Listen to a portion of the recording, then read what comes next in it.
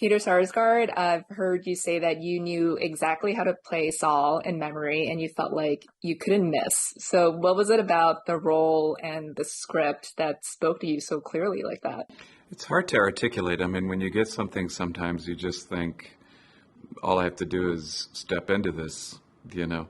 I know a fair amount about the given circumstances that the character is going through with his condition. And but more than that, it just felt like what the script needed, what wasn't in the script, was something that I could provide quite easily. Mm-hmm. And Jessica Chastain recommended you for the part, which she didn't find out about until very recently. Yeah, that would have been, yeah. I'm glad I didn't find out about it until recently. It's Would that have given you, like, you felt more pressure going into it? not more pressure, more like she's the boss or something like that. No, you know what I mean. It's like you want the power dynamic that is appropriate for the characters to be preserved. For sure. I Saul has dementia in the film, and I love the portrayal of it in the film and your performance because I feel like we don't see this type of portrayal of it in media because usually it's like, oh, someone has dementia and it's like extremely severe cases, like this person can't remember anything. And right, we're toward the end of their journey with it. Yeah, and Saul is like early stage, and like he is still able to live his life and yet he's not. Yeah. You know, and I think that that's part of what's going on here. Like, he has more life left in him, but the people around him, and maybe himself, have put him under house arrest of a kind, you know. And one of the things I really liked about the story was that the characters had something to offer each other in terms of freedom and different things. And I needed someone to help me be alive in the world again. Mm-hmm. Yeah, because he very much lives in the present.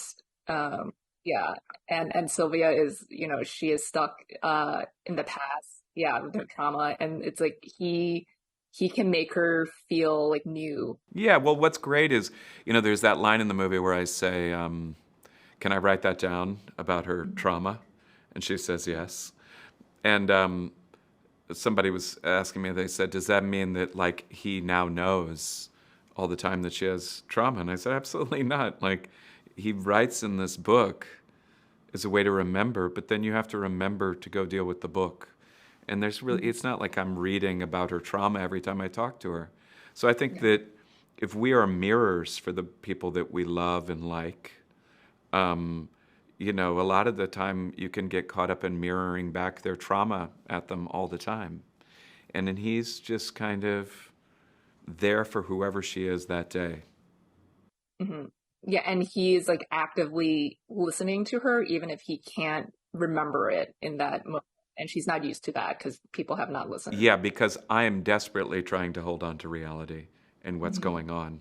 So it's a really fun part to play as an actor. It's not what I meant by I felt like I couldn't miss was that it was easy because of the conditions that were set up. I'm playing someone who lives in the present moment, being filmed by a director who shoots in wide shots and doesn't cover it very much. So everything happens quite naturally, you know. Mm-hmm.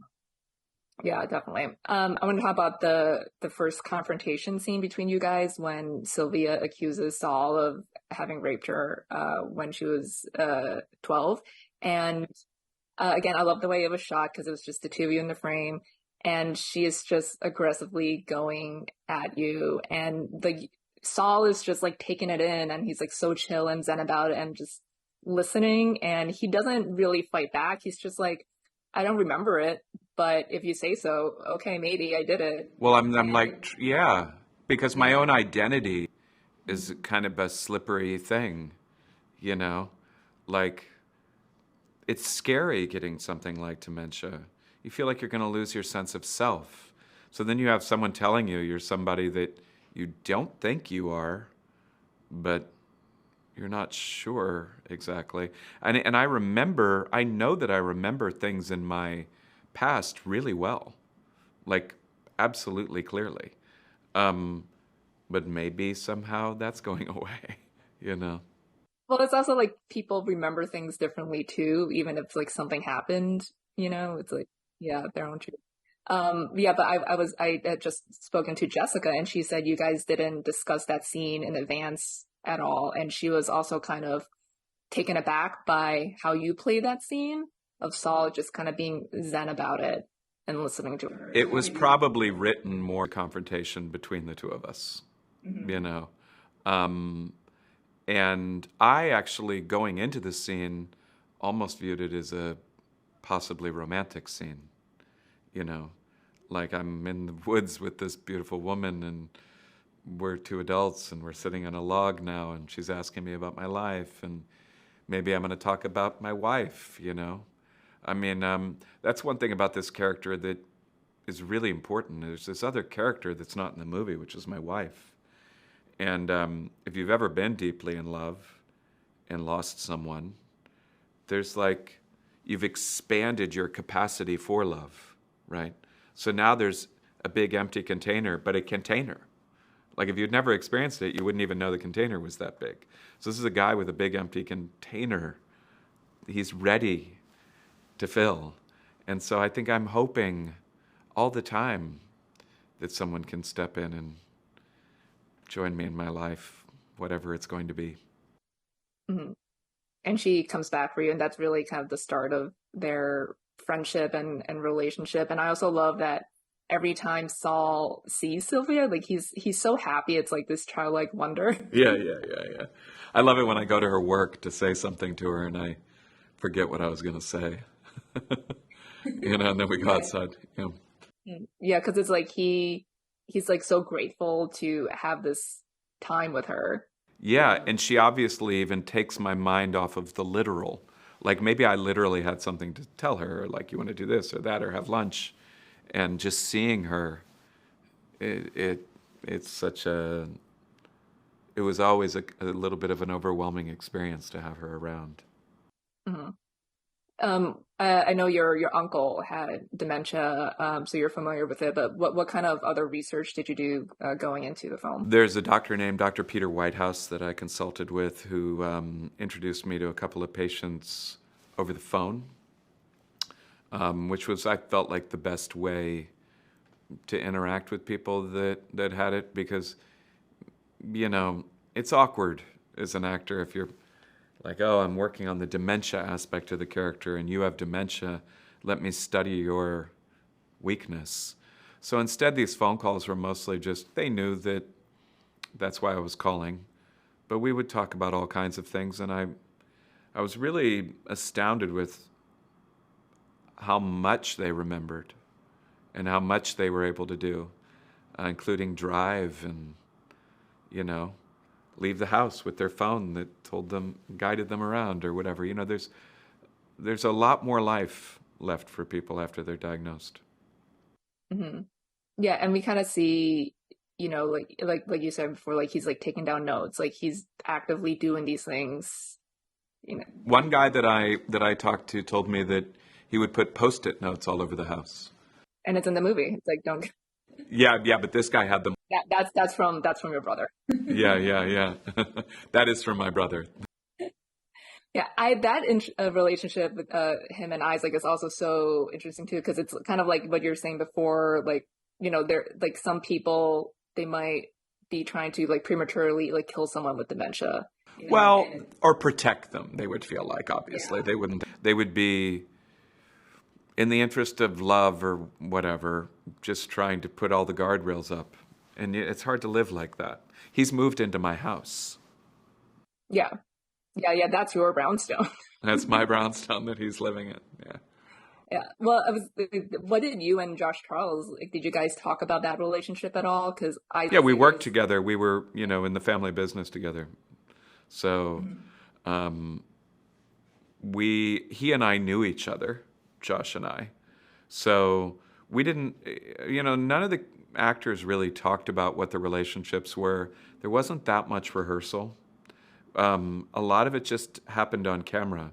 Sometimes, I guess many times we would meet before doing a scene and we would work on the scene. but sometimes he was filming it as we worked on it. So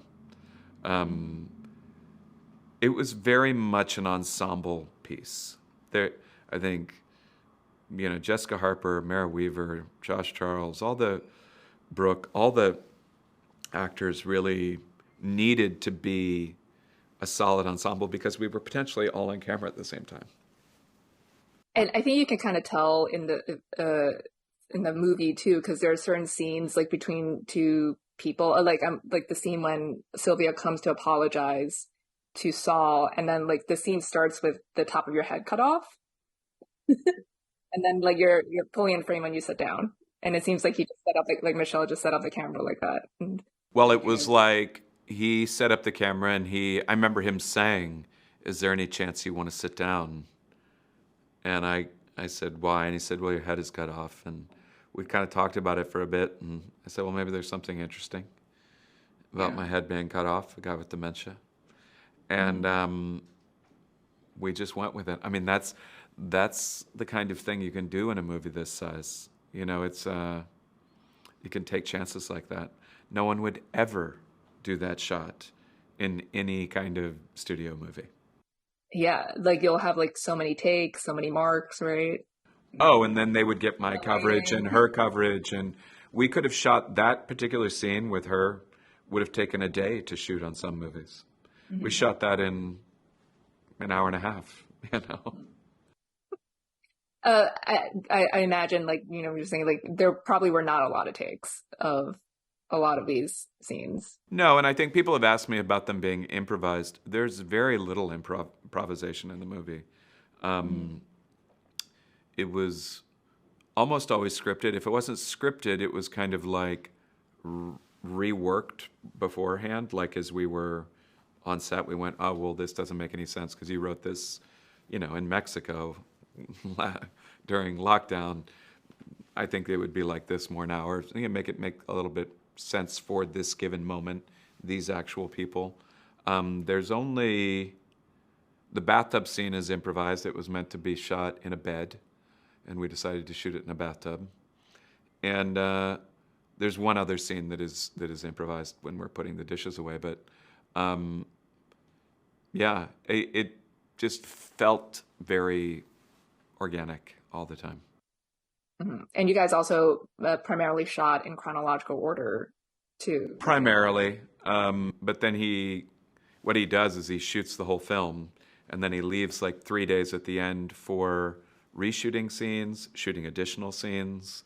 Yeah, and he'll say, "What is there something that we haven't shot that we should have shot that should be in the movie?" And we shot some of those things. Very few of them are in the movie. Only, I guess, that kitchen scene. It's good to have them as an option, I guess. Well, nobody shoots the way he shoots. I mean, like, he has a complete movie at the end. The editing suite is in the basement. When we shoot a scene, he puts it down and watches what leads up to it. I never went and watched, but everyone was invited. Well, like you're saying, a great ensemble cast, and the biggest scene with most of the actors, almost all the actors, is when Sylvia and her mom have that fight at her sister's house, and it's very intense, and secrets are revealed, and Saul is just a quiet observer in the background, and I feel like you can feel his confusion as he's like listening to all this. So how did you approach that scene? I mean, that's a scene where you actually have to do very little. You just walk in, and because I'm not expecting that to happen, and then all that stuff starts happening, and you react however you feel. I mean, what I mainly felt myself doing was making it clear that I was on her team. I went and just stood behind her to say, "This is where I am. I'm on this side." When I realized that there were sides, I didn't even know there would be sides, And I don't, in terms of the content of what they're talking about, even though maybe some of it has been explained to me before by her, for instance, in the scene, my head chopped off, I don't remember that. Right. So everything is always just whatever is happening in that moment for me. Yeah, and then obviously he follows her out the door. Yeah, and then we get the bathtub scene, which was lovely, and yeah. hmm I love like that New York is a really vital character in the film, and you shot on location clearly. And I understand like the brownstone was like real, or like you got There's no like you production guys. design, Yeah, yeah, you just found a place, and Michelle does very little uh like set deck within the locations. almost none. And hmm so and what happens sometimes is, so the guy who owned the brownstone that was my brownstone um, was a widower, and his wife was redheaded. And there's a part in the movie where she's going through a photo album, and you see a picture of his deceased wife, who was redheaded. And I am pretty sure that my wife in the film, that is to me, like I said, this other character that is out there all the time, was redheaded. And this film is filled with little bits of information like that that you either pick up or don't. You know, there are people that think of this song as having something to do with my wife, because I talk about how much she loved it, and she loved a Hammond organ. And it's like it's repeated throughout the And it's movie too. repeated, and you see me in bed playing it. So when the song actually plays at the end of the movie, the meaning of it has been altered. You know, Yeah, and this is music can also trigger memories too. That's music is one of the main things for triggering a memory. I mean, people with dementia, it's something that they use often. Just like actors. Actors frequently use music to access memories, or smells to access memories. Um, Certainly, there are many things we use to jog the memory. hmm well, Peter, it was great speaking with you. Thanks so much for your time, and congratulations again. Thank you for talking to me. Thank you so much. Yeah.